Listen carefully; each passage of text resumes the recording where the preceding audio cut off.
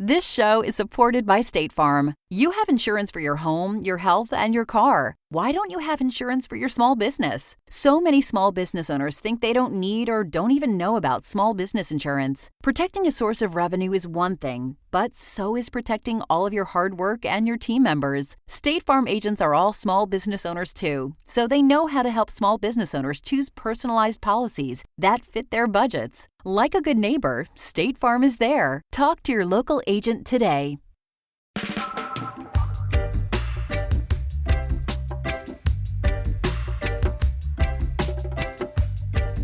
Over the past decade, cannabis laws in the U.S. have changed drastically.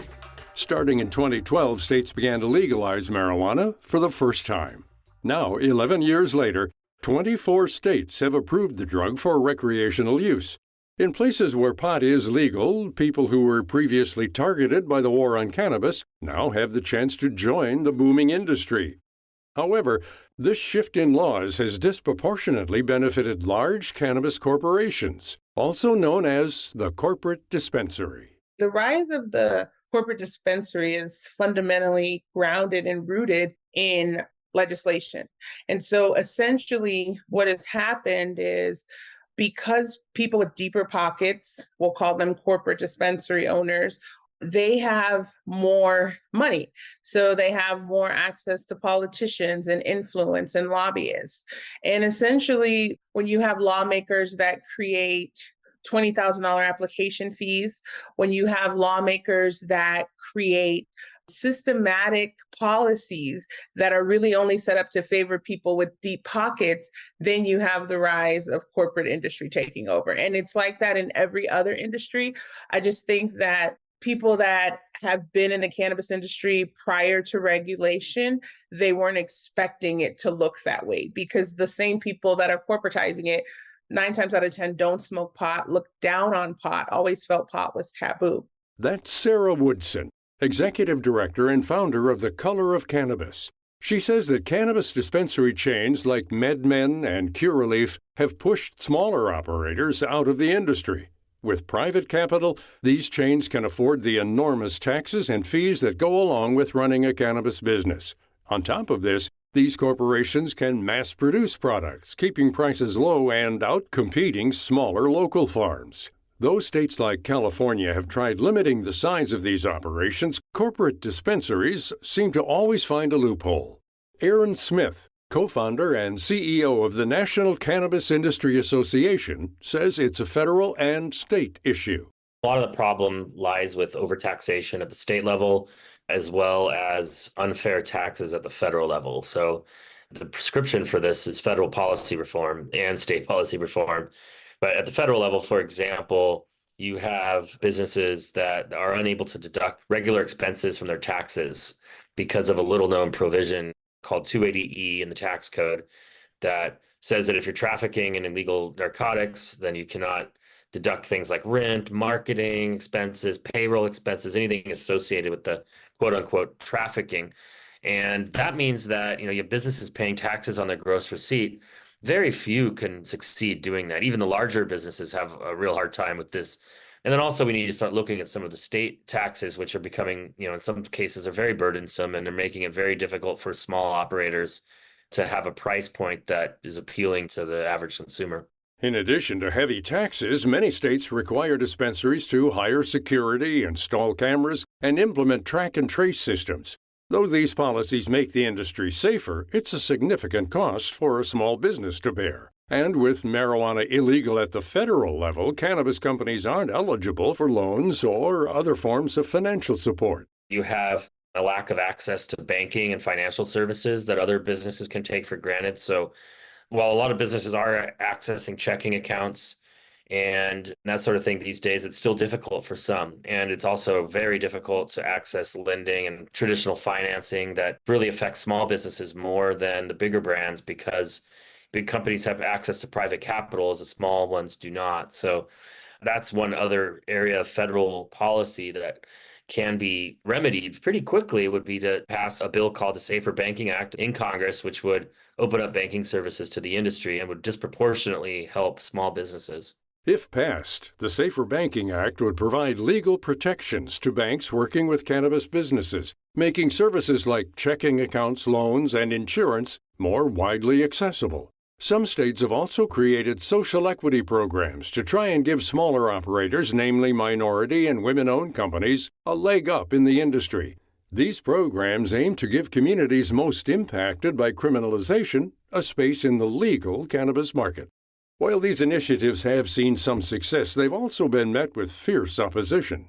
In New York, what's happened now around social equity programs, which typically encompass women, minorities, small businesses, because for the most part, social equity across the nation in cannabis is gender neutral and race neutral. And so what you see is every time states like New York say, okay, we're going to make sure that we set aside licenses for these group of people that were here prior to the corporatization of cannabis, then again, a deep pocket will come in, they will sue. Right now in New York, they're now suing by saying that New York not allowing out-of-state operators in is discrimination.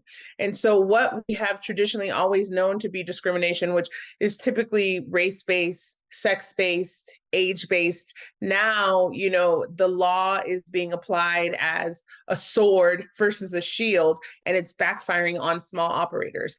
New York's initial plan was to grant half of all cannabis licenses to social equity applicants. For these candidates, licensing fees are significantly reduced, often slashed in half.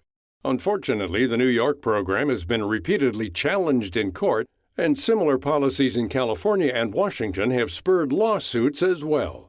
For activists like Woodson and Smith, who hoped legalization would break down barriers for minority and small business owners, it's frustrating to see these initiatives failing. For this reason, they both believe that for the industry to truly become more inclusive and equitable, cannabis must be legalized at the federal level. At least when you have federal legalization, you no longer have issues with banking.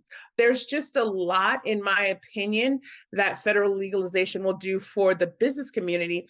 But then I think what has been the most immoral about the whole way that we've regulated is there's still people in jail for selling cannabis, non-violent cannabis convictions. People are still in jail for this. And so that's the thing that we never talk about. And I think that federal legalization will make amends to that, and folks will have to be released. In some states where marijuana is legal, nonviolent offenders were issued pardons or had their records expunged. With federal legalizations, these pardons would happen across the country. Though it's unclear when exactly cannabis will be legalized at the federal level, Woodson and Smith are confident it'll happen eventually. When that day comes, Smith says it's important that our lawmakers keep social justice policies front and center. With the right regulations, there can be room for everyone in this flourishing sector. For more behind the scenes, check out Viewpoints Radio on X, Facebook, and Instagram. The story was written and produced by Grace Galante. Our executive producer is Amira Zaveri. Our studio manager is Jason Dickey. I'm Gary Price. This segment is brought to you by Jackson Hewitt. Can't wait weeks for your tax refund? Then don't. At Jackson Hewitt, get money today if you're approved for a no-fee refund advance loan on a prepaid card. Book today at jacksonhewitt.com. No-fee refund advance offered to eligible clients. Application required. Loans by Republic Bank. Details at jacksonhewitt.com.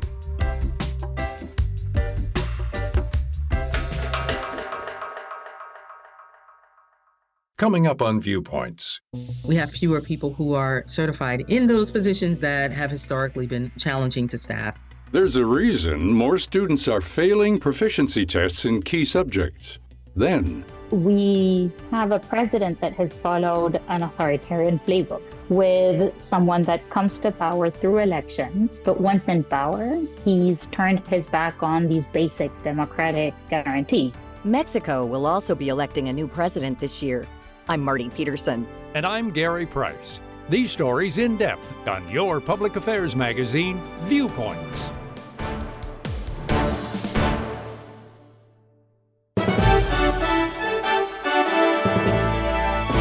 And that's Viewpoints for this week.